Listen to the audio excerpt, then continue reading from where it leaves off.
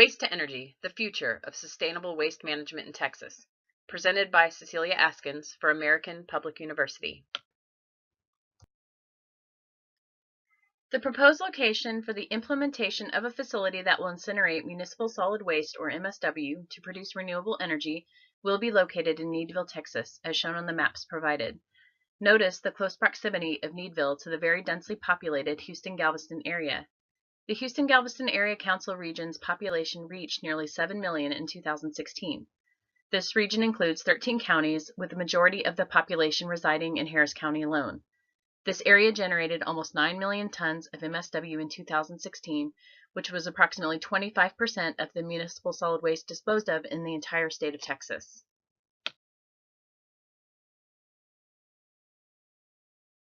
The vision statement for the project is to establish a municipal solid waste incineration facility that generates renewable energy in the Houston-Galveston metro area. This facility would be the first of its kind in Texas and would be an integral part of a more sustainable and responsible waste management plan for this densely populated region of South Texas.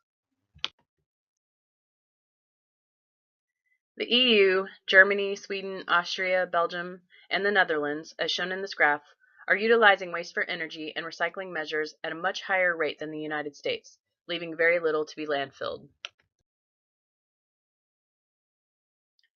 The stakeholders for the proposed project are the Environmental Protection Agency of the United States, the Texas Commission on Environmental Quality, Fort Bend County Environmental Health and the Environmental Enforcement Unit, the Houston-Galveston Area Council, Harris County, the City of Needville, citizens of Needville, and any local citizen organizations.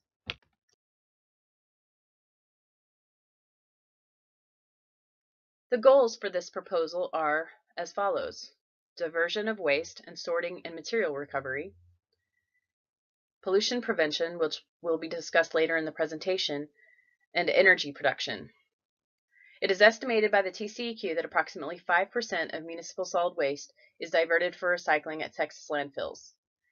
The TCEQ estimated that in 2015, a total of 25% of MSW was recycled, leaving 75% to be landfilled. With the addition of an incineration facility, the diversion rate or recycling rate would increase due to source separation when reaching the facility, and then reduction via the ash that would need to disposal after the waste has been processed via incineration. The United States Energy Information Administration estimates that waste to energy via incineration can reduce the volume of MSW to be landfilled by approximately 87%. The recovery of metals from this process would also increase the level of materials being recycled, hence contributing to a more responsible and sustainable waste management plan, as shown in the hierarchy graph.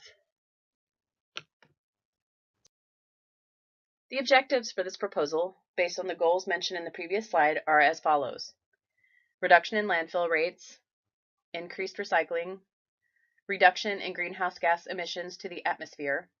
This will be achieved by reduction in escaped landfill gases, reduction in emissions that result from uncontrolled landfill fires, reduction due to sophisticated air abatement equipment used in waste-to-energy facilities, which is legally required by the Clean Air Act's Maximum Achievable Control Technology regulations, diversion from sources of non-renewable fossil fuel combustion for energy, increase in recycling, which reduces emissions that come from creation of virgin products.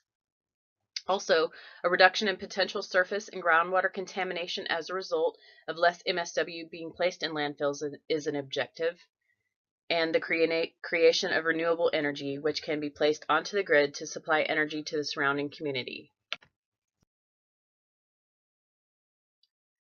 This graph provides a visual image of how waste to energy contributes to greenhouse gas reductions, as mentioned previously. The U.S. EPA has estimated that waste-to-energy facilities reduce greenhouse gas emissions by 1 ton of CO2 equivalents for every ton of MSW that is diverted from landfills.